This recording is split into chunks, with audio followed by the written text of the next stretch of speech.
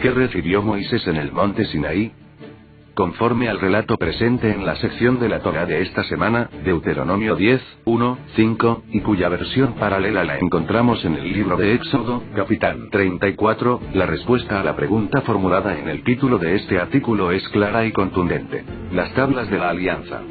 Según está escrito, él escribió en las tablas lo mismo que había escrito antes, las 10 palabras que Yahvé había dicho en el monte, en medio del fuego, el día de la asamblea.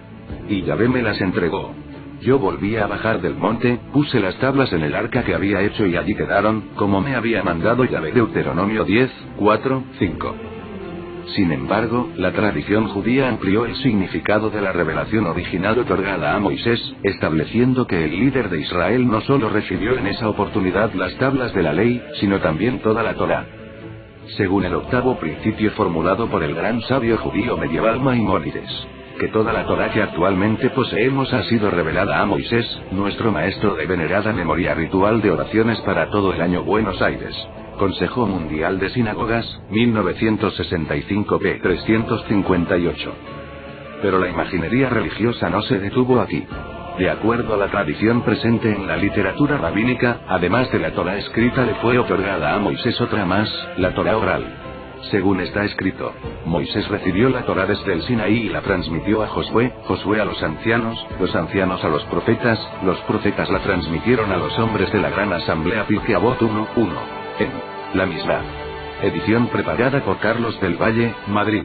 Editora Nacional, 1981, p. 789. O como lo fija la tradición presente en la voz de Rabí Natán. Y sucedió que algunos estaban parados ante Shammai y le dijeron: Rabí, ¿cuántas Torás tienes? Y él les dijo: 2, una escrita y otra oral. Versión A, 15. Con el tiempo, la revelación acaecida en el monte Sinaí se transformó aún en más abarcativa hasta el punto de comprender toda la sabiduría judía producida en la antigüedad.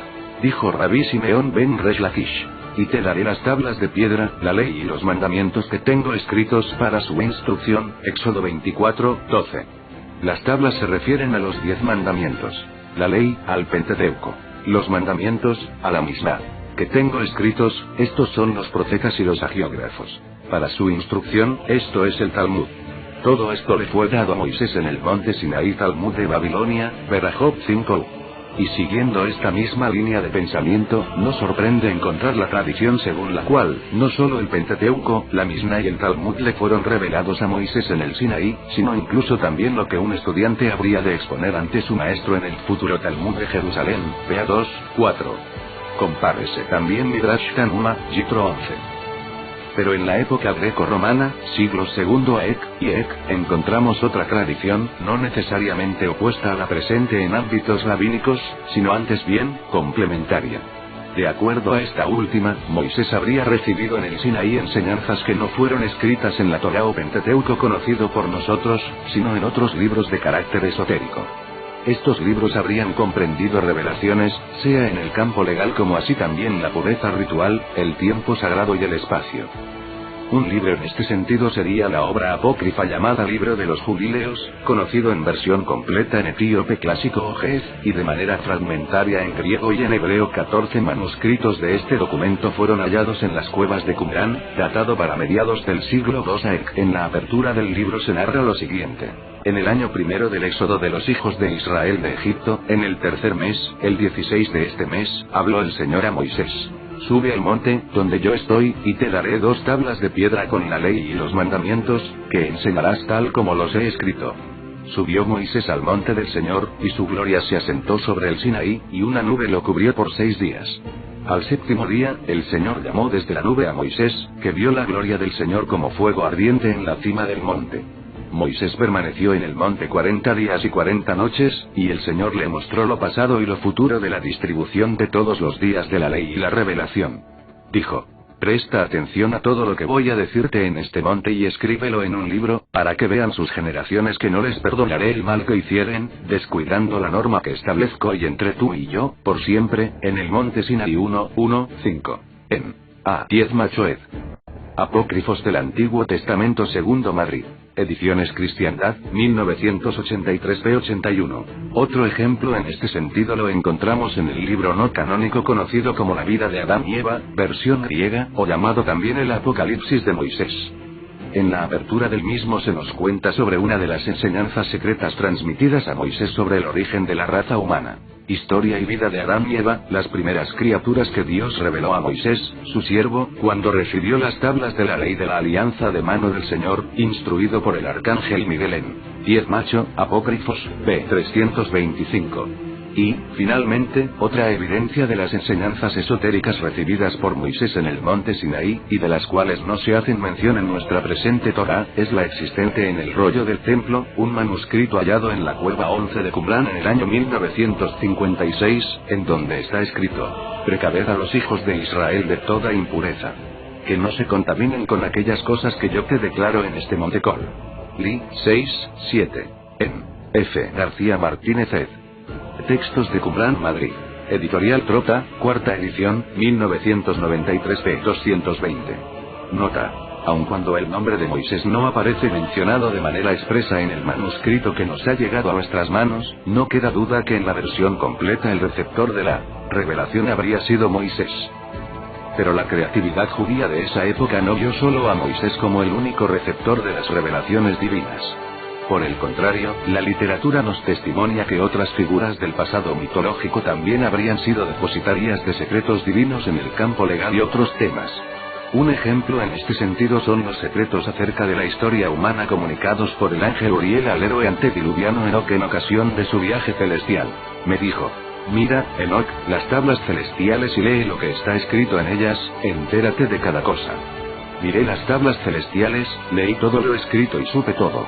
Y leí el libro de todas las acciones de los hombres y todos los seres carnales que hay sobre la tierra, hasta la eternidad. 81, 1, 2. Y como en el caso de Moisés, también se le ordenó a Enoc comunicar estas enseñanzas por medio de un libro.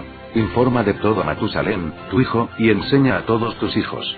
Durante un año te dejaremos con tus hijos hasta que nuevamente tengas fuerzas para enseñarles, escribirles estas cosas y dar testimonio de ellas a todos tus hijos. 81, 5, 6. Y así hizo Enoc, cuando le dijo a su hijo: ahora, hijo mío, Matusalén, voy a decirte todas estas cosas y te las escribiré. Todo te lo he revelado y te he dado los libros de todo esto. Conserva, hijo mío, el libro de mano de tu padre, para darlo a las generaciones eternamente. 82, 1. En A. 10 Machoed. Apócrifos del Antiguo Testamento, cuarto Madrid. Ediciones Cristiandad, 1984 Pax. 106, 107. En suma, el espíritu creador de Israel fue mucho más allá de lo narrado en la literatura bíblica. En vez de una lectura estrecha de la revelación del Sinaí, los antiguos sabios judíos ampliaron los límites de la narración original, atribuyendo a distintas obras antiguas también un origen divino. En algunos casos, un origen mosaico. En otros, un origen enógico. Por rara paradoja, esta estrategia no fue en detrimento de la Torá, sino por el contrario, fue en su beneficio, ya que de esta manera, el contenido de la Torá se vio enriquecido por otras enseñanzas, creando nuevas posibilidades interpretativas. Y así la Torá, en vez de convertirse en un texto anquilosado, se convirtió en una obra flexible capaz de responder a los desafíos del tiempo. Esta actitud del espíritu le permitió a los judíos experimentar de manera práctica el pluralismo religioso. Una enseñanza aún válida en nuestros días, cuando los aires viciados del fundamentalismo invaden nuestras sociedades, llevando a los hombres a posiciones de intolerancia ideológica y a la violencia descontrolada.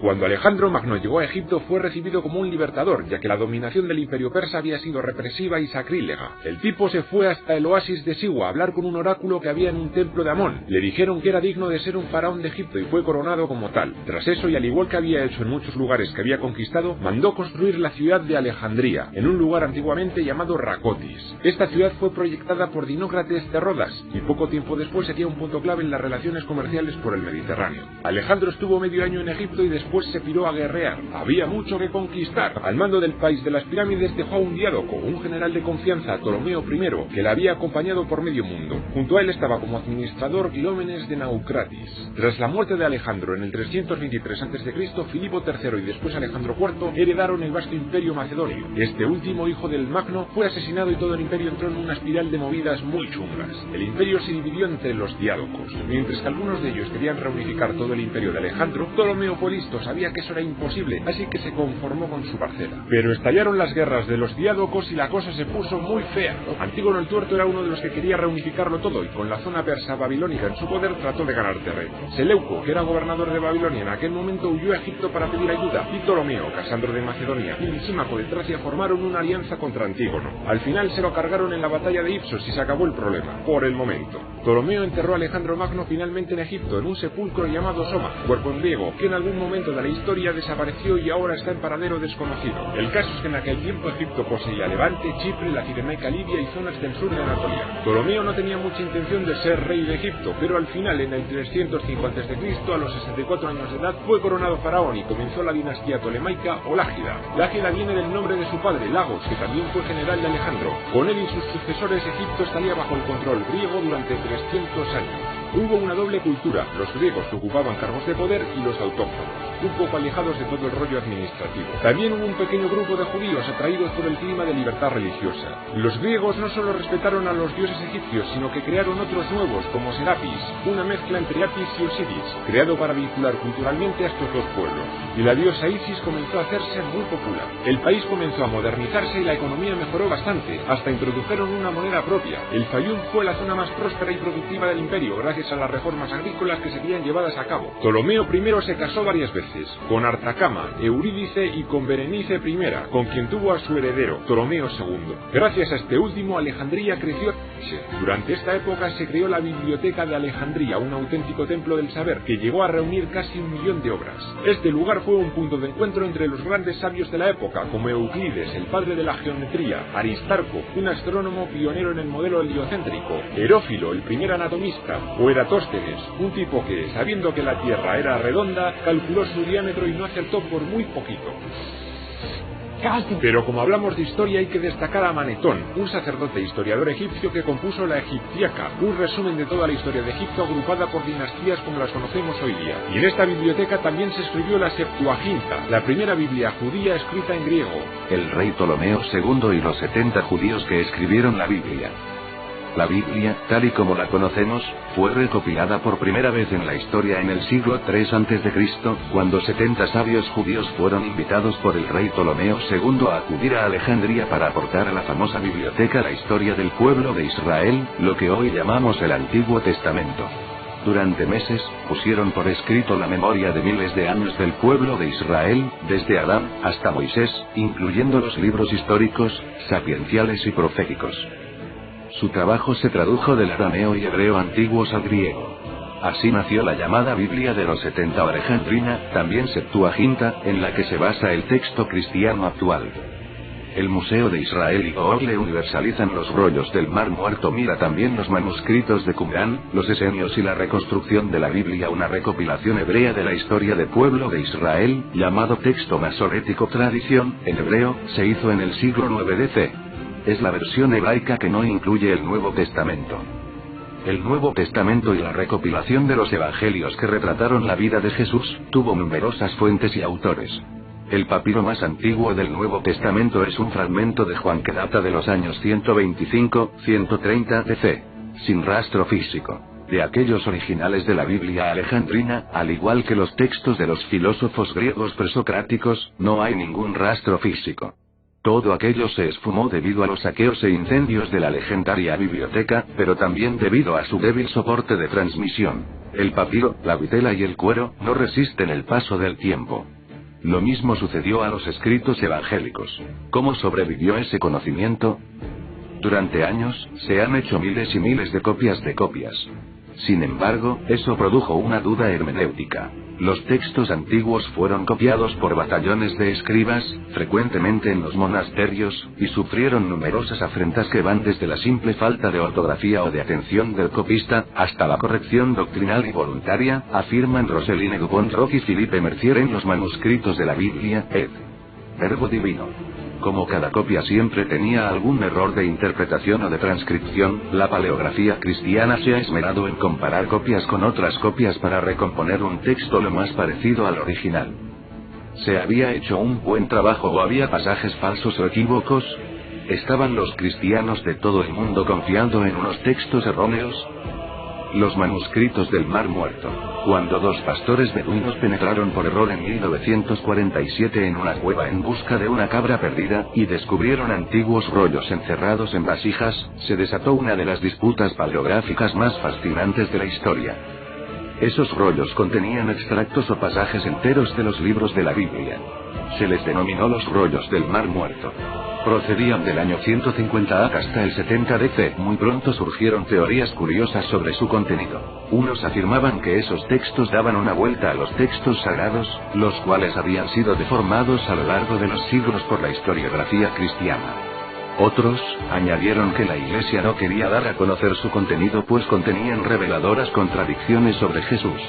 Los hubo que dijeron que era el mejor testimonio del Nuevo Testamento, y hasta que Jesús formó parte de la comunidad de los esenios, la secta enigmática que había escrito y guardado esos textos en vasijas. Nada de eso es verdad.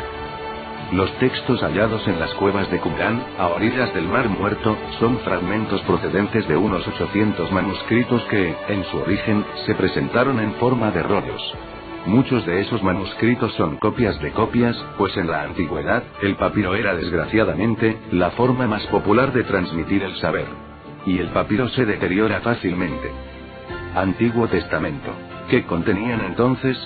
En parte son textos bíblicos, del Antiguo Testamento, y en parte son textos religiosos no bíblicos de diverso signo, como reglas morales y legales. Existen unos 200 manuscritos bíblicos entre los que se encuentran 32 copias del libro de los Salmos, 28 copias del Deuteronomio, 21 copias del libro de Isaías, citas ínfimas, los tefilim, o pequeñas tiras de cuero, con citas del Éxodo y del Deuteronomio, tiras que se ponían en un estuche y que se llevaban en el brazo o sobre la cabeza. Los manuscritos esenios permitieron completar algunos pasajes oscuros de las Sagradas Escrituras, pero no descubrieron nada realmente fascinante, a pesar de que se trató de uno de los hallazgos arqueológicos más importantes del siglo XX. Reconstrucción exacta. Al cotejarse los manuscritos de Qumrán con las versiones modernas de la Biblia, muchos exegetas y paleógrafos respiraron tranquilos al comprobar que la historiografía cristiana, después de todo, había trabajado con enorme exactitud. Había logrado componer unos escritos sagrados bastante certeros. Los manuscritos de Qumrán demostraron que el trabajo de los doxógrafos y paleógrafos cristianos fue serio y afinado durante siglos, y que en Qumrán solo había textos del Antiguo Testamento. Y a pesar de que, más recientemente, el padre Josep Ocayan, experto papirólogo, vio en algunos de estos trozos de Qumrán pequeñas frases del Nuevo Testamento, un examen más profundo constató que la vida de Jesús no estaba recogida en los manuscritos. ¿Quiénes eran estos esenios? Según se desprende del texto referido a la regla de la comunidad, los esenios eran un grupo judío fuertemente estructurado, con su propia jerarquía y sus funcionarios, cuyos miembros ponían en común todos sus bienes, participaban en comidas comunitarias, y se hallaban sometidos a una disciplina muy estricta, con penas y castigos para cualquier transgresión, comenta Florentino García Márquez en la reseña a los manuscritos de Qumrán. En suma, un grupo de judíos conviviendo hace más de 2000 años bajo mismas reglas que los kibbutz del siglo XX. ¿Por qué se habían retirado al desierto, imitando al profeta Isaías? Según se desprende de otro texto encontrado en Qumrán, la regla de la guerra, se llamaban a sí mismos los hijos de la luz, se habían retirado para purificarse, y esperaban volver a Jerusalén al final de los tiempos, después de haber vencido a los hijos de las tinieblas. Textos en Google. Los textos del Mar Muerto son públicos desde 1991, cuando las autoridades arqueológicas de Israel, que controlan el acceso a los documentos desde la Guerra de los 6 días en 1967, permitieron la libre consulta a todos los documentos. Desde esa fecha, se han ido fotografiando, y desde hace pocos años, se podían consultar en Internet en este formato. Pero ahora, con Google, se pueden consultar de una forma mucho más cómoda, digitalizados. Y además, Google Maps aporta la localización exacta de aquellos manuscritos. ¿Y la vida de Jesús? Aunque parezca increíble, reunir las partes del Nuevo Testamento fue una tarea incluso más ardua para los eruditos. Tras la muerte de Jesús, en la primera mitad del siglo I, sus milagros y obras fueron pasando de boca en boca hasta extenderse por todo el Mediterráneo. En la segunda mitad del siglo I había decenas de versiones. En siríaco, en copto, en latín, en griego culto, en armenio, algunas coincidían. Otras no. El caso es que a medida que pasaba el tiempo, aumentaba el número de versiones. Cuanto más famoso era Jesús, y más se extendía el cristianismo por el mundo, más difícil era encontrar la versión fiable de su vida. En el 370 se elaboró una lista que contenía 4 evangelios creíbles, además de epístolas o cartas de San Pablo, Hechos de Apóstoles y el Apocalipsis de San Juan. En un concilio celebrado en 397 después de Cristo fueron consagrados después de cotejar unos con otros, y descartar varias versiones. El Evangelio de San Mateo es el más directo, pues Mateo fue uno de los discípulos de Jesús, a quien fue encomendada una misión de apostolado por el mundo. San Marcos y San Lucas no conocieron a Jesús, pero oyeron de él por los relatos de San Pablo. Eran sus discípulos. Por último, está el Evangelio de San Juan, el más joven de los discípulos. Este evangelio diferente a los otros 3 en su redacción y en su estilo. Ahora bien, estos evangelios pudieron haber sido escritos por ellos, o por comunidades de fieles que recogieron estas versiones y las compilaron entre el siglo I y el III. Luego, esas versiones fueron copiadas centenares de veces hasta que los concilios las consagraron. ¿Y dónde están los manuscritos? Los eruditos de hoy calculan que hay a su disposición hasta 150.000 manuscritos antiguos. Pero dentro de esa marabunta de manuscritos, se ha determinado cuáles son los más fiables. Son manuscritos se hallan hoy en el Vaticano, en San Petersburgo, en París, en Cambridge, de algunos solo hay pequeños trozos que han tenido que ser complementados con versiones posteriores. El manuscrito más antiguo y completo del Nuevo Testamento es el Codex Sinaiticus, conservado en la Biblioteca Británica de Londres. Está escrito en griego uncial, un tipo de letra mayúscula, y data del 330-350 después de Cristo. Pero si hablamos de trozos sueltos, el más antiguo procede del 125-130 después de Cristo, se llama el Papiro Rylands y procede del Evangelio de San Juan. Está escrito por ambas caras y se conserva en la Biblioteca Rylands de Manchester. Cada año, aparecen nuevos trozos del Nuevo o del Antiguo Testamento, y entonces se desata una pelea para saber si es copia fiel, o si es una versión mal trabajada.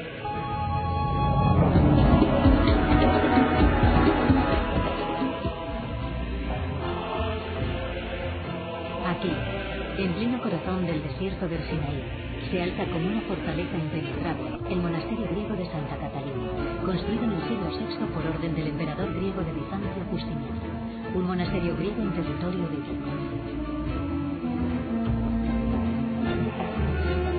En la misma postura desde hace más de 1500 años, la momia de San Esteban, primer obispo del monasterio, guarda la memoria de Justiniano.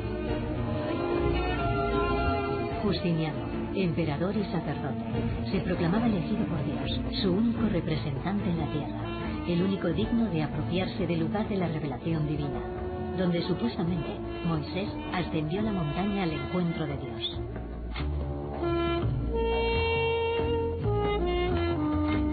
A falta de las tablas de la ley, Justiniano mandó conservar el ejemplar de la Biblia griega más antigua de todas, el tesoro del monasterio. Se dice que San Esteban murió mientras rezaba en la cima del monte Sinaí, en la cueva de Moisés, y los monjes trajeron su cuerpo al monasterio tal como estaba. No se ha movido desde entonces, a la espera quizás del regreso del tesoro de Justiniano, esa Biblia griega que el conde Constantin von Tischendorf tomó prestada en 1853, jurando que se la devolvería un día a los monjes, una promesa que jamás cumplió. El conde Tischendorf fue el primero en descubrirla durante una visita al monte Sinaí. Según la leyenda, encontró unos restos de pergamino en una especie de papelera. Los iban a utilizar para hacer una hoguera o algo por el estilo. Se quedó horrorizado cuando descubrió de qué hermoso manuscrito se trataba. Lo investigó y obtuvo un permiso para llevarse una parte del manuscrito. Tischendorf era protestante, helenista y paleógrafo. Se propuso la tarea de arrebatar a las tinieblas los manuscritos de las primeras eras cristianas. Tras visitar todas las bibliotecas de Europa, viajó a Oriente en abril de 1844. De Jerusalén a Patmos, de Beirut a Esmirna, de Constantinopla al Sinaí. En otoño de ese mismo año, despertó de su letargo a los monjes de Santa Catalina, mientras buscaba los manuscritos más antiguos del Nuevo Testamento en la biblioteca del monasterio. Tischendorf terminó dando con un fragmento del Antiguo Testamento. Y no de cualquier ejemplar, pues se trataba del más ilustre de todos, la Biblia de Alejandría, la llamada Biblia Septuaginta. Una Biblia que, según la leyenda, fue inspirada por el encuentro entre Alejandro Magno y el sumo sacerdote de Jerusalén, quien le mostró un pasaje de la Torá hebraica, según el cual él salvaría al mundo del dominio de los persas. Puede que Alejandro Magno no se entrevistara con el sumo sacerdote. No obstante, el día en que la Torá fue traducida en Alejandría y se convirtió en la Biblia, se produciría un gran cambio en el mundo. Y ese día no tiene nada de legendario. La propia traducción es un dato histórico confirmado por los papiros. Disponemos de unos papiros, unos fragmentos de los pergaminos del Deuteronomio o el Génesis, fechados más o menos en el año 100 a.C. O sea que se trata de la Biblia traducida por los judíos para los judíos. Por tanto, el hecho de que existiera esa traducción, de que haya sido leída en griego en las sinagogas de Alejandría, es algo indiscutible. De hecho, la Biblia descubierta por Tischendorf data del siglo IV de nuestra era, y podría ser tan solo una copia de la traducción original del Antiguo Testamento, mucho más antigua.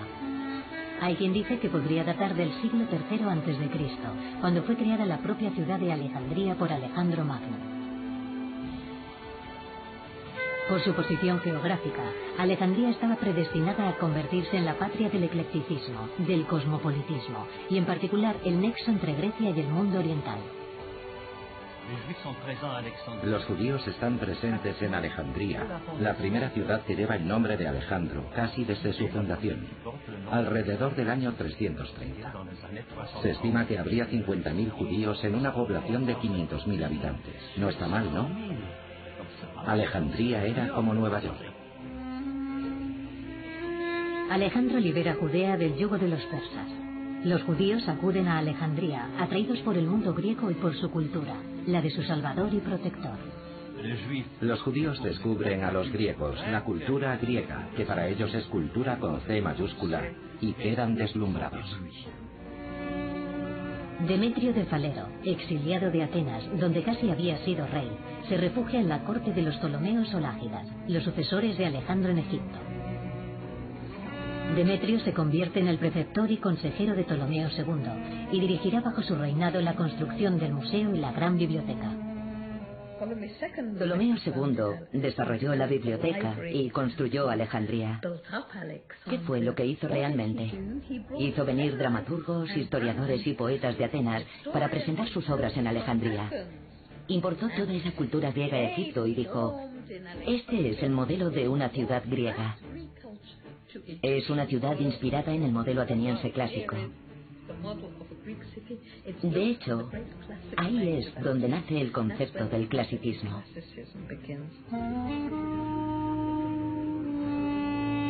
Lo que Demetrio propuso realizar al soberano Ptolomeo era el sueño de Aristóteles. El sueño de la ciudad del saber, la ciudad ideal, inculcado al joven Alejandro por su maestro Aristóteles. Una ciudad que aunara todas las sabidurías del mundo.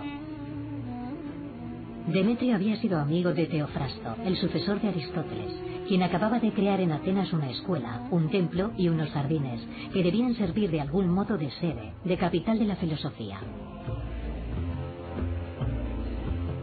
Demetrio se inspiró en ese museo para concebir el de Alejandría. Pero a diferencia del de Atenas, no lo dedicó a una sola escuela. Invitó a poetas, historiadores y filósofos a formar parte de él. Ptolomeo los hospedó en uno de sus palacios privados y sufragó generosamente todos sus gastos. El honor de formar parte del museo se convirtió en la ambición suprema de todos los eruditos, que acudían de todas partes. Alejandría no tardó en convertirse en el nuevo foco de la civilización griega. Era una cantera de cerebros. La biblioteca de Alejandría acogía a los eruditos del mundo entero.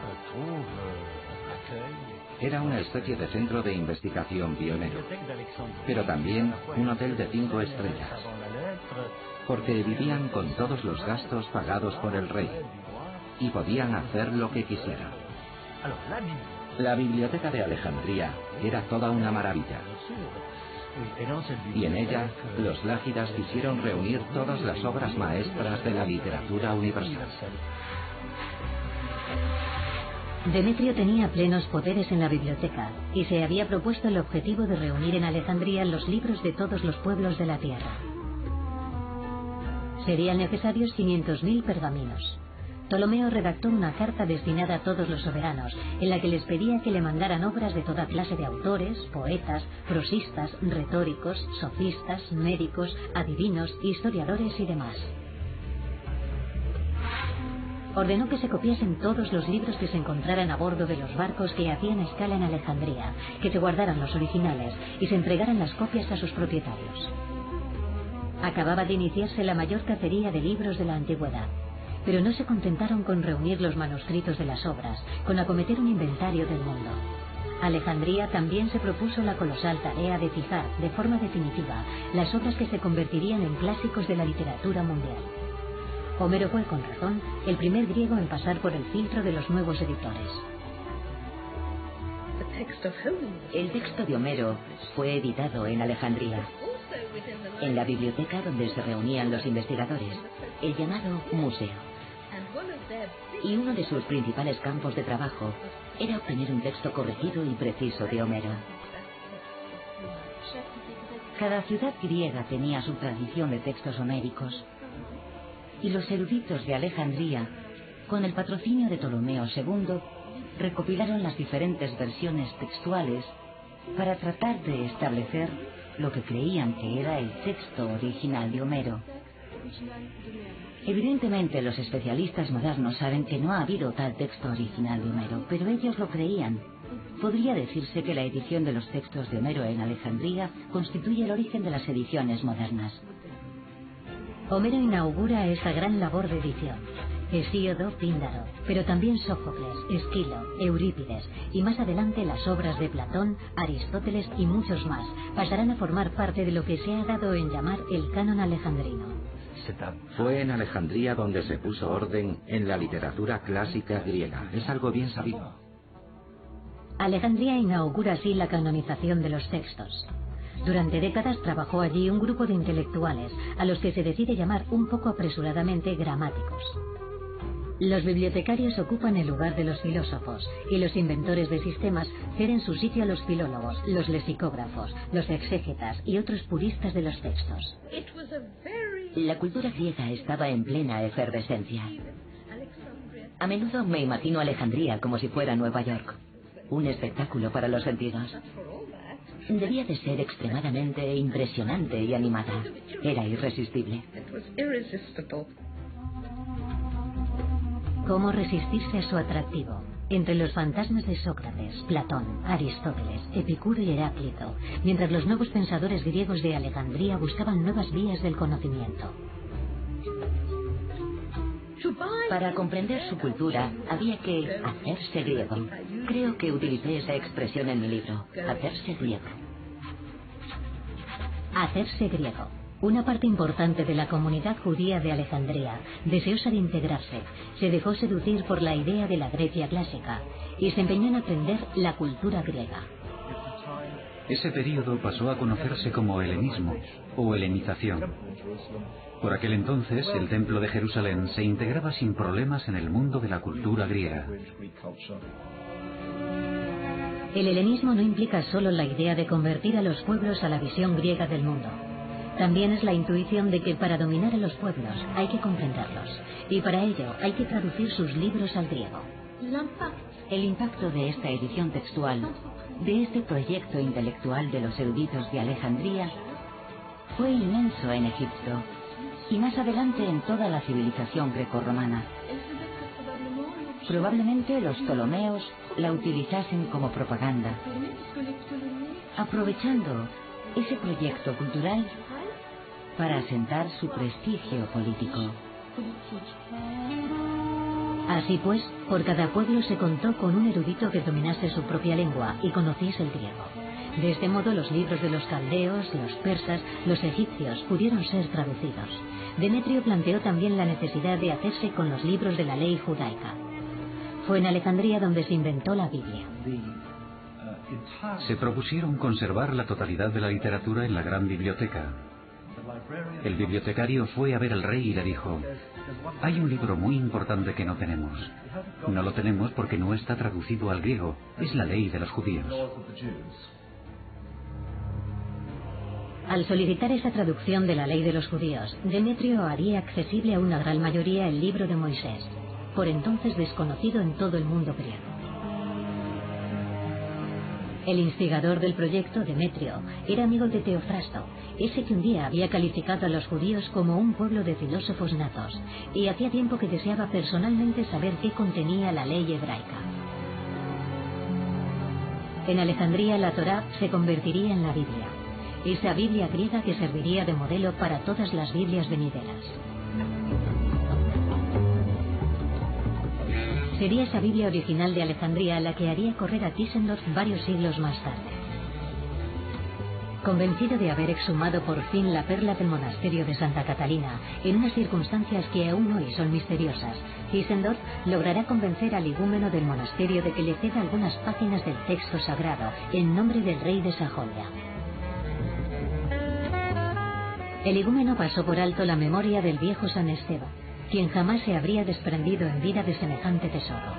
Pero Tischendorf estaba convencido de estar no ante el texto original, sino ante la copia más antigua que se hubiera encontrado nunca, y persuadió al igúmeno de que se lo entregase para su estudio, alegando que se lo devolvería más adelante. Moisés recibió la Torá en el Sinaí, y Tischendorf también recibió la Biblia griega en el Sinaí. Por eso la llamó Códice Sinaítico. Es una coincidencia increíble. La propia Torá dice que la revelación fue dada en el monte Sinaí, y el manuscrito proviene del monte Sinaí.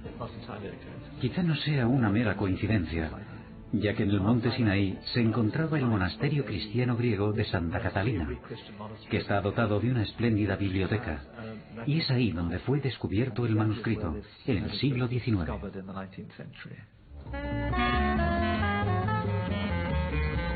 El monasterio conserva una carta firmada por Tischendorf, que promete devolver el préstamo realizado al rey Federico Augusto de Sajonia, quien apadrinó estas investigaciones en nombre del prestigio de la Iglesia luterana. Pero el descubrimiento de Tischendorf despertó la curiosidad del Vaticano. El Vaticano ya poseía uno de los manuscritos más antiguos de la Biblia, el Códice Vaticano, y expresó su interés. Para San Pedro, o Pío IX, su sucesor de aquel entonces, lo normal hubiera sido que el testimonio más antiguo de la Biblia griega pasase a formar parte de la Biblioteca Sixtina y así servir de modelo original para todas las traducciones de todas las Biblias en las que se basaría la Iglesia Apostólica y Romana. Así pues, estaba en juego algo crucial, que podía poner en entredicho la historia y la constitución de lo que se convertiría en el Nuevo Testamento. No sabemos a ciencia cierta cómo llegó a la Biblioteca Vaticana este libro. Está aquí al menos desde 1475, porque hay un inventario que data de esa época y que lo menciona, pero no sabemos en qué circunstancias llegó. Como su nombre indica, se llama Códice Vaticano, porque está en el Vaticano. Podemos decir que es por excelencia la traducción griega antigua de la Biblia hebraica. Es uno de los manuscritos de la Biblia Septuaginta, pero probablemente sea el mejor, ¿no? En todo caso, es uno de los más antiguos. Uno de los más antiguos. O sea que tenemos dos manuscritos que se remontan con toda probabilidad al siglo IV, este y el sinaítico. Dos manuscritos completos.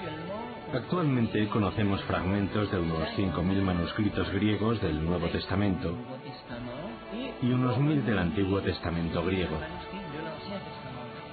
El auténtico problema al estudiar estos manuscritos antiguos es que lo que tenemos son, por así decirlo, restos de un naufragio.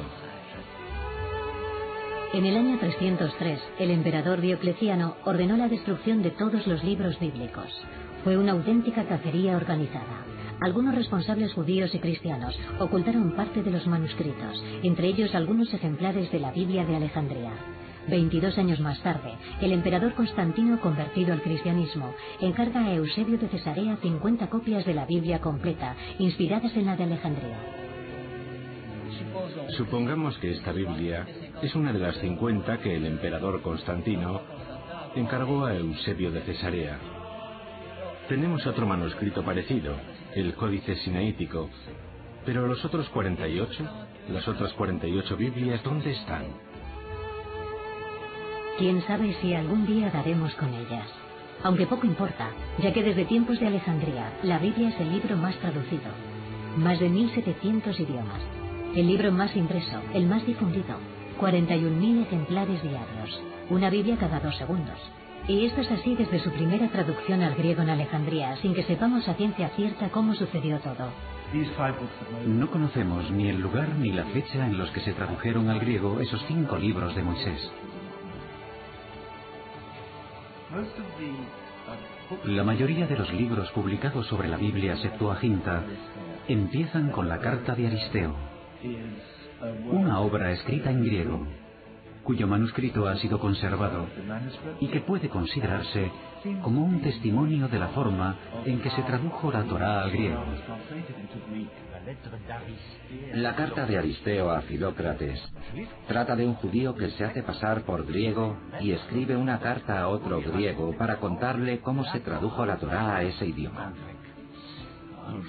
Un día le dijeron al rey: Majestad, tiene unos libros muy bonitos en su biblioteca, pero hay un libro que no tiene, la ley de los judíos. El rey contestó: pues que lo hagan llegar.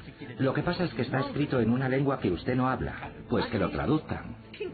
El rey Ptolomeo dice: quiero que este texto exótico sea traducido para mi biblioteca. Tengo entendido que los judíos tienen una legislación maravillosa.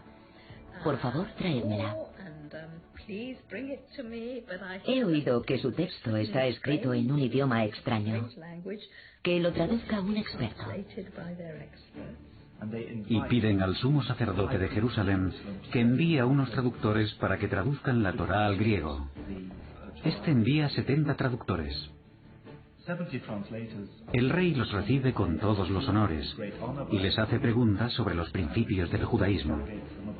Ellos le dan una respuesta filosófica típicamente griega sobre las virtudes del judaísmo. Le envían 72 traductores, porque es un múltiplo del número de tribus de Israel. Con 12 tribus no se puede llegar a 70. Se ven obligados a enviar a 72, porque 12 por 6 es igual a 72. Ahora bien, ¿qué hacen con esas 72 personas? Hacen un sorteo, eliminan a 2 de ellos, y entonces quedan 70, que es una cifra perfecta, una cifra divina, que en la tradición judía a menudo se relaciona con Dios. O sea que 70 y 72 son la misma cifra. 72 es la cifra de los hombres, del pueblo hebreo, y 70 es la cifra de Dios. A falta de un Dios para dictar la ley, como pasó con Moisés, la carta de Aristeo atribuye a los 70 traductores el papel sagrado de transmitir la ley no ya a los judíos, sino a las naciones del mundo, que según el texto bíblico también ascienden a 70. 70 naciones, por el número de descendientes de Noé. Al recibirlos, el rey Ptolomeo queda deslumbrado con su sabiduría. Les ofrece un banquete durante 7 días. Y no para de hacerles preguntas filosóficas, preguntas sobre la mejor forma de reinar. Y cada vez le parecen más sabios que cualquier sabio de su reino. ¿Qué es un buen gobierno? ¿Cómo conseguir ser amado como rey? ¿Qué es la justicia? En fin, toda clase de cuestiones más o menos filosóficas. Y los sabios contestan, y el rey está cada vez más admirado. Por último, concluye que no tienen nada que envidiar a los filósofos de Grecia. Su sabiduría es, por lo menos, comparable, cuando no mucho mayor. Parece como si Aristeo tratase de reparar una injusticia. El hecho de que la traducción de la Torá, siglo y medio atrás, hubiera pasado un poco inadvertida. Embellece la historia hasta el punto de hacer de los traductores unos sabios, a la manera de los grandes maestros griegos. Todo en la traducción debía estar a la altura del acontecimiento. Todo debía ser sobrenatural, mítico, bíblico. Se les aisló en la isla de Faro, que estaba unida a la orilla por un muelle. Cuentan que los traductores estaban encerrados en celdas, solos o por parejas, según las versiones, y luego cotejaron las traducciones y milagro. Eran todas idénticas, eran 72 traductores, la traducción les llevó 72 días, y miren qué prodigio, Aristeo sobreentiende que hubo una inspiración divina. Y cuando la gente lo ve y compara el texto hebreo con el griego, quedan deslumbrados con la precisión de la traducción y dicen que es tan perfecta que nadie debería hacer otra traducción, ni añadir ni cambiar una coma. Y esa idea de que el texto les fue inspirado por Dios va a desarrollarse a través de los siglos. Si el presunto Aristeo escribe, digamos, en el año 200 a.C., no sabemos cuándo exactamente, Filón de Alejandría, que escribe en el año 40 de nuestra era, tiene una versión aún más adornada de los hechos, puesto que dice que los traductores eran profetas al dictado de un apuntador invisible. Cogieron los libros sagrados, los alzaron al cielo y pidieron a Dios que no les fallara en su cometido. Se pusieron manos a la obra, presos de una inspiración divina, y no pronunciaron unos una palabra y otros otra, sino las mismas palabras, como si en cada uno de ellos se hubiera manifestado la voz de un apuntador invisible. ¿Sería la Biblia Septuaginta esa primera traducción perfecta que se impondría más adelante como obra de referencia? Parece que las cosas se desarrollaron de una forma un poco más compleja. Tal vez hubiera varios intentos de traducción y en un momento dado apareció una superior a las demás. La pregunta es si la traducción fue una iniciativa del poder lágida o de las propias comunidades judías, que necesitaban una traducción al griego porque sus miembros ya no dominaban el hebreo. ¿Se supone que esa traducción griega serviría solo para acompañar la lectura del texto hebreo en la sinagoga, que quizá empezara a desarrollarse en aquel momento? Hay muchas preguntas que siguen pendientes. Sí ha quedado demostrado que la carta de Aristeo es una fábula, inspirada al menos en parte en hechos reales. ¿Quiénes fueron exactamente los auténticos traductores de la Biblia? Está claro que los judíos helenófonos disponían desde hacía tiempo de varias traducciones griegas de su ley para su uso comunitario, pero el proyecto de hacer una traducción oficial para los griegos era algo completamente diferente, que nunca fue aceptado unánimemente en el seno de la comunidad judía. En mi opinión, la decisión final de no permitir que nadie hiciera una nueva traducción o cambiara o añadiera algo a la que había se debe a cierto entorno político. Alguien debía de querer hacer una traducción diferente, añadir o quitar algo.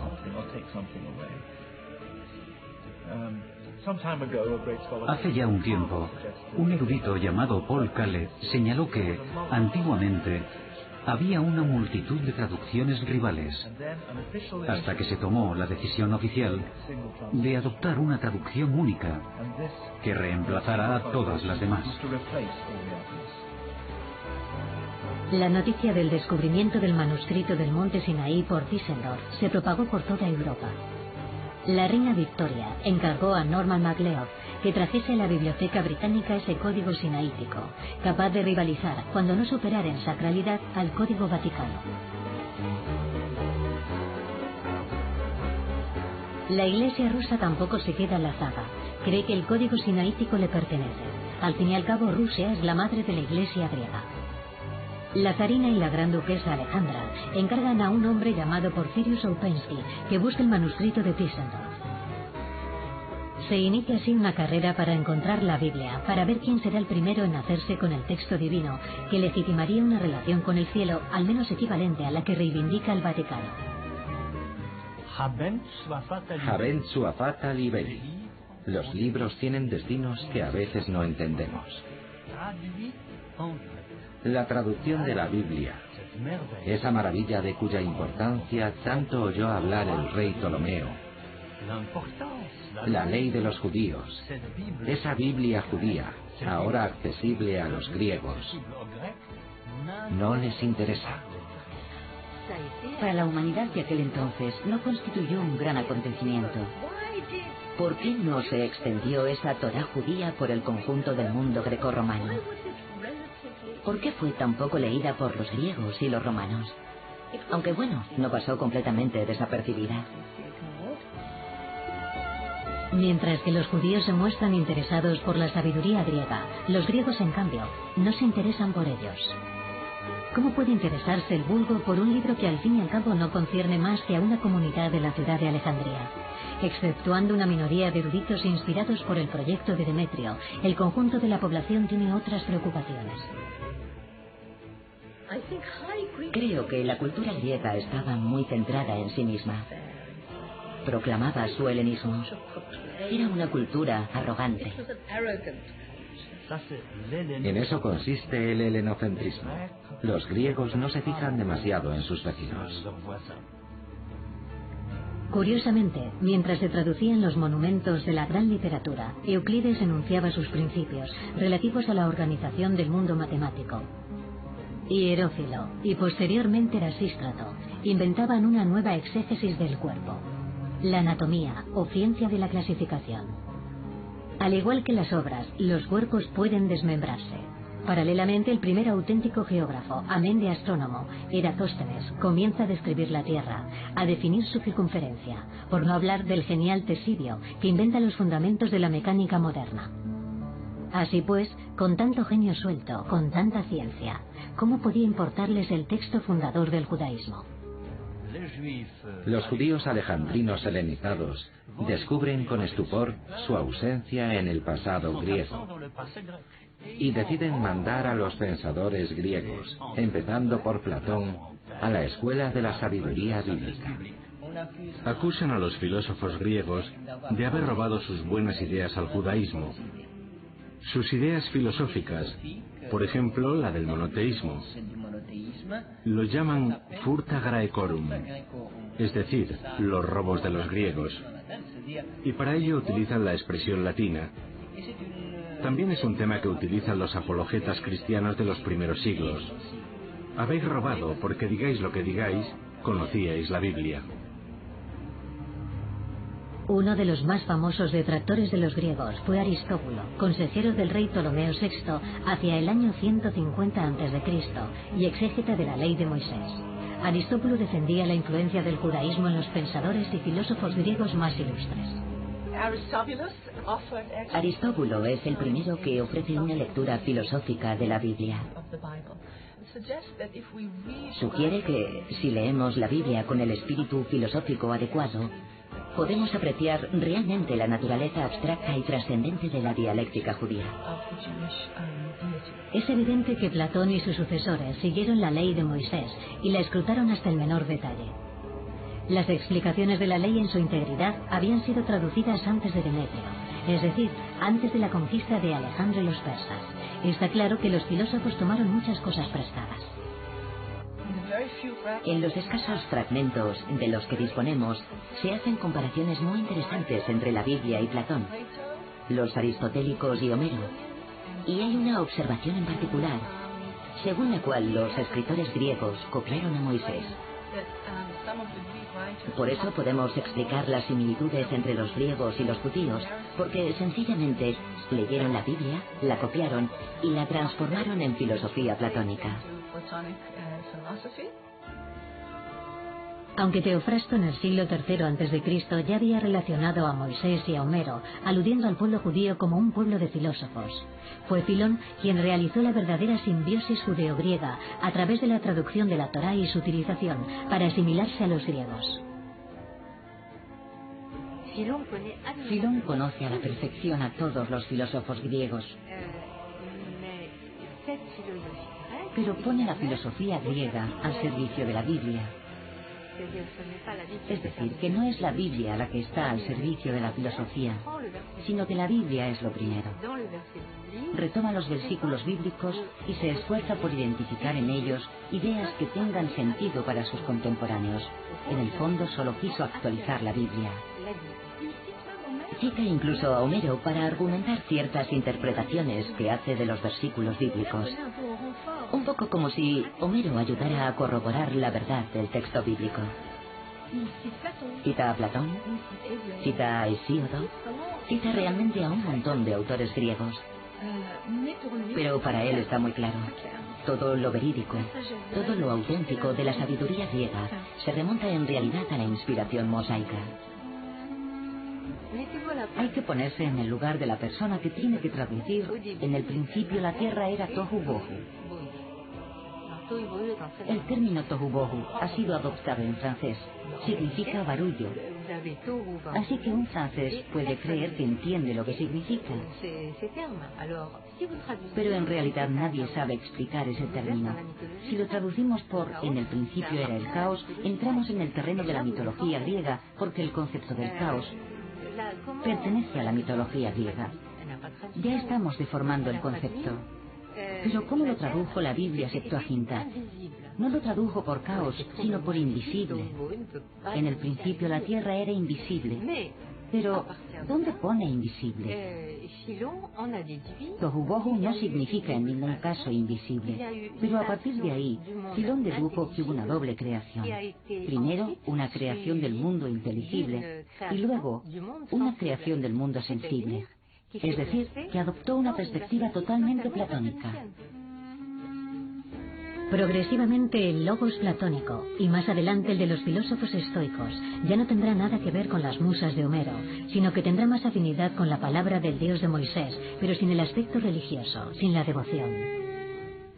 Nos habla del mundo de las ideas como si fuera un elemento del credo judío, y ese mundo de las ideas no es otro que el logos, que figura en el Evangelio de Juan. En el principio era el logos, la palabra. Así que, en realidad, hay una coherencia perfecta para Filón entre, digamos, lo mejor del legado del mundo griego y el legado de la Torá, de las leyes de Moisés, del propio Moisés, o de una inspiración racional que hizo que los judíos se remontaran a la fuente, que es el mismísimo Dios, el Logos, que revela su sabiduría a la humanidad.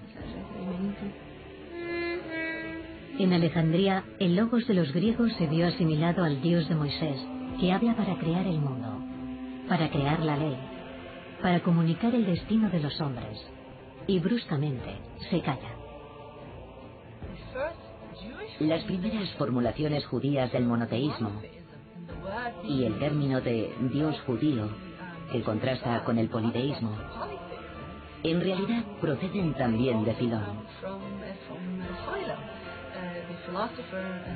El filósofo Filón utiliza la historia de la creación para distinguir el enfoque judío del de los politeístas. Dice que la historia de la creación nos enseña que solo hay un Dios, que existe para siempre, que es providencial y que se preocupa por sus criaturas. Irónicamente, creo que en cierto sentido, Filón siente que está en buena compañía. En realidad, a pesar de los filósofos y la genialidad de los eruditos, a pesar de la traducción de la Biblia, Alejandría se convierte en el siglo I en la verdadera capital del politeísmo y la filosofía pagana.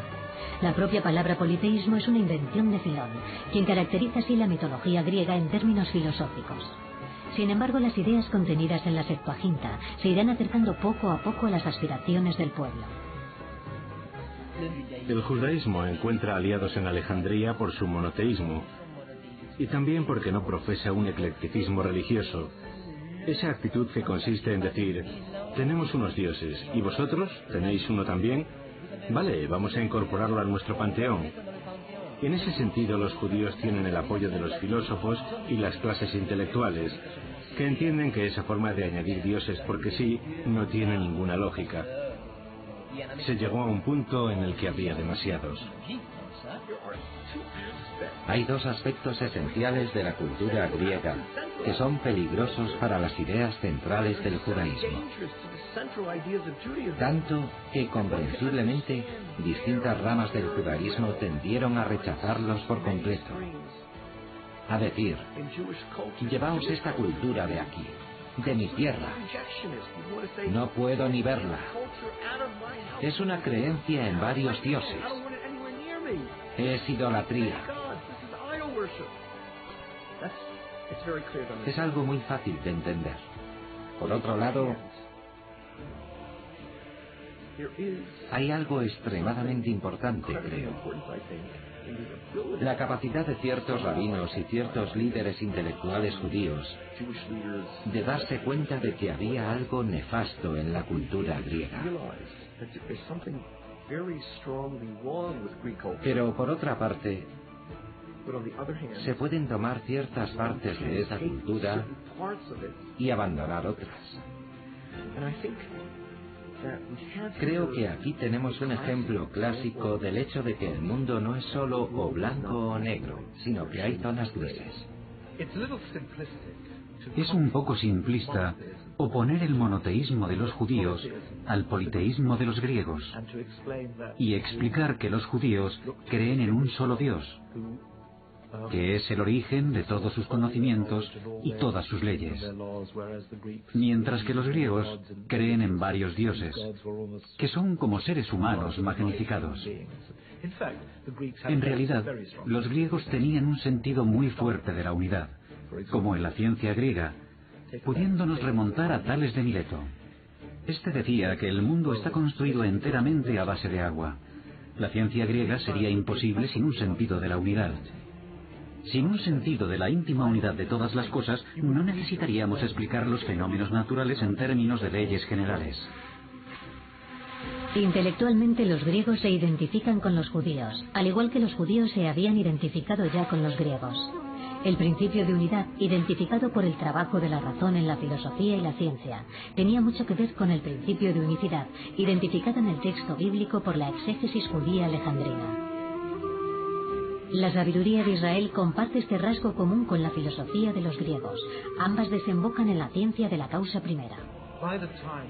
Cuando se tradujo la Torá, los griegos habían llegado a un punto en el que concebían el mundo como algo regulado por una potencia o una lógica única. Así que no había una separación tan grande entre el mundo griego y el de los judíos. Es un error creer que los griegos lo contemplaban todo desde el prisma de la multiplicidad y los judíos desde la unidad. Platón era prácticamente monoteísta. Creía firmemente que había una sola potencia que estaba en el origen de todo. Pero también estaba a favor de la adoración de varios dioses.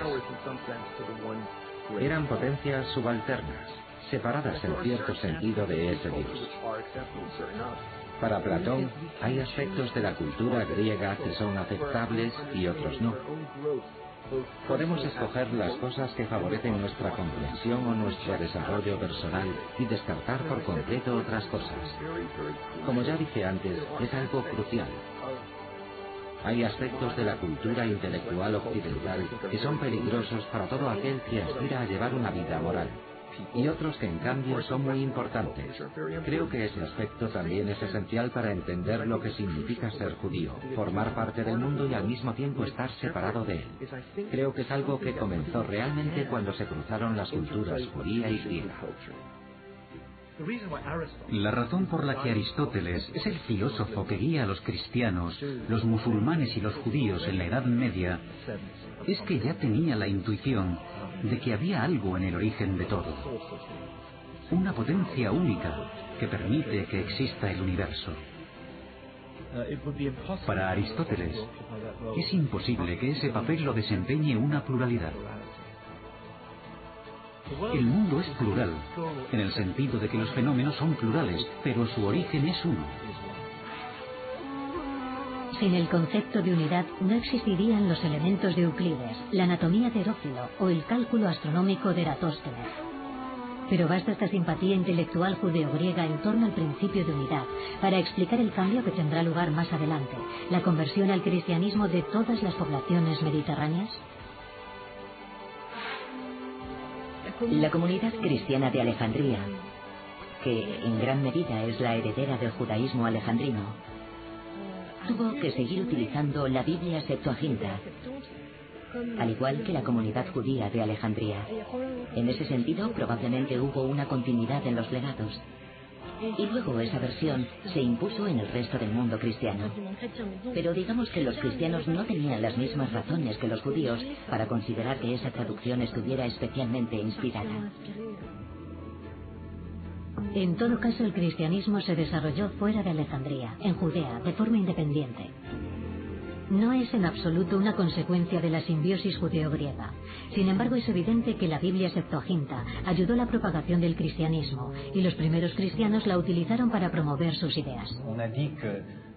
Hay quien dice que el cristianismo es una forma extremadamente helenizada, o la helenización extrema del judaísmo. Es decir, que el cristianismo es una religión que interpreta el judaísmo de una forma helenizada. Así que hay una especie de síntesis que emerge de ese encuentro entre el judaísmo y el helenismo, y que conduce al cristianismo. En todo caso, puede interpretarse la historia desde ese punto de vista. A partir del momento en que el cristianismo hace suya la Biblia griega, esta será percibida negativamente por las autoridades judías. Dejará de interesarles. Y poco a poco, los judíos acabarán perdiendo todo el interés por esa traducción e incluso desconfiarán de ella.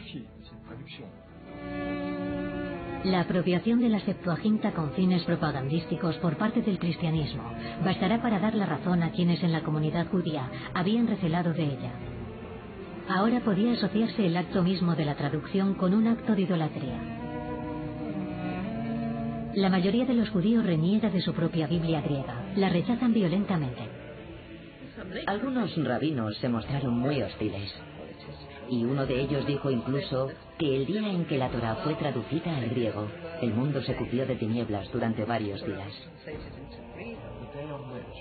El día en que se tradujo la Torá fue para Israel un día tan aciago como el día en el que los israelitas veneraron el becerro de oro. Era un acto de idolatría. Al igual que Moisés rompió las tablas de la ley, Tischendorf rompió el códice sinaítico. En un primer momento llevó varios pergaminos a Alemania y se los regaló al rey de Sajonia, Federico Augusto, tras lo cual, a través de Upensky, la zarina y la gran duquesa Alejandra, enviaron a Tischendorf al Sinaí para que le regalase el códice sinaítico a Alejandro II y así celebrar el jubileo de los Romanov en 1862. Los monjes se lo entregan a Alejandro II no porque sea el zar de Rusia, sino porque es el jefe absoluto de todas las iglesias griegas. Tischendorf promete devolver la mayor parte del códice, símbolo de la unidad de todas las iglesias cristianas. La Septuaginta se volvió cristiana. Se convirtió en la Biblia de los cristianos. Y por tanto el judaísmo volvió a centrarse en el comentario del texto hebreo de la Biblia, en las tradiciones de interpretación, que servirán para dar a conocer mejor el texto, para definirlo mejor. Asistimos a un movimiento rabínico que se desarrolla con fuerza a partir de ese momento.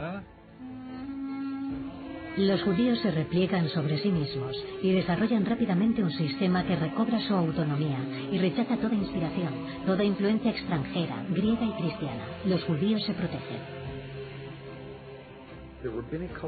La cultura rabínica censuró expresamente ciertos aspectos de otras culturas, o sencillamente no los reconoció. Son las dos perspectivas posibles que expuse antes. Es un ejemplo que demuestra bien que no les interesaba compartir la cultura judía con las demás culturas. Es como si el encuentro con el mundo griego hubiera ayudado al mundo judío a tomar conciencia de sí mismo y definirse a sí mismo. Como si hubiera necesitado a los griegos a modo de reflejo invertido, por así decirlo. La propia palabra judaísmo, judaísmos, se crea por contraste con el término helenismos. El judaísmo se reconstruye. Necesita renovarse, como si tuviera que deshacerse a toda costa de la influencia griega, y de hecho del propio texto de la Septuaginta. A partir de ese momento asistimos al llamado movimiento rabínico, que conducirá unas décadas más tarde a la composición del Talmud, mientras el cristianismo se irá desarrollando en paralelo. Llegados a ese punto, los judíos abandonaron la Septuaginta. Ya no la quieren. Se la dejan a los cristianos. Es el rey de Inglaterra, Jorge V, quien se encargará de reunir por fin los manuscritos diseminados por Tischendorf entre Alemania y Rusia, y los que se quedaron en Santa Catalina.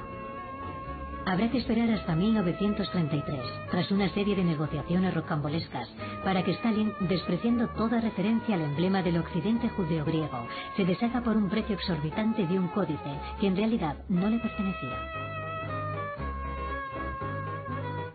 Stalin exigió una suma tan colosal que la corona británica tuvo que convocar una subasta pública. El acuerdo se lleva a cabo el 27 de diciembre de 1933. Los ingleses disponen ahora del manuscrito más antiguo de la Biblia.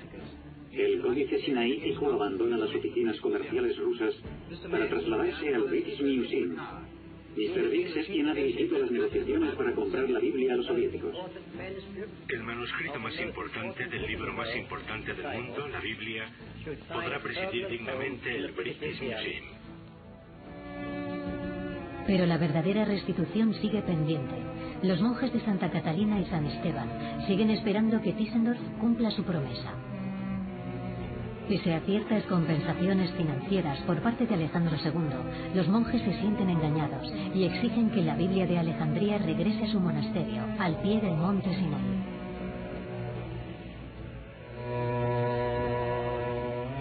Tras ofrecer al mundo esta traducción de la Biblia, el destino de los judíos alejandrinos se trunca de forma sangrienta. En el año 66, el emperador Tiberio mandará más de 2000 hombres para saquear sus pertenencias y quemar sus casas. Por su parte, el emperador Trajano ordenará en el año 115 exterminar a toda la comunidad judía de Egipto. Sin embargo, hubo que esperar al descubrimiento de Tischendorf para que la Biblia de Alejandría se revelase como todo un emblema fundador de las monarquías europeas y más allá de las monarquías, del espíritu de Europa.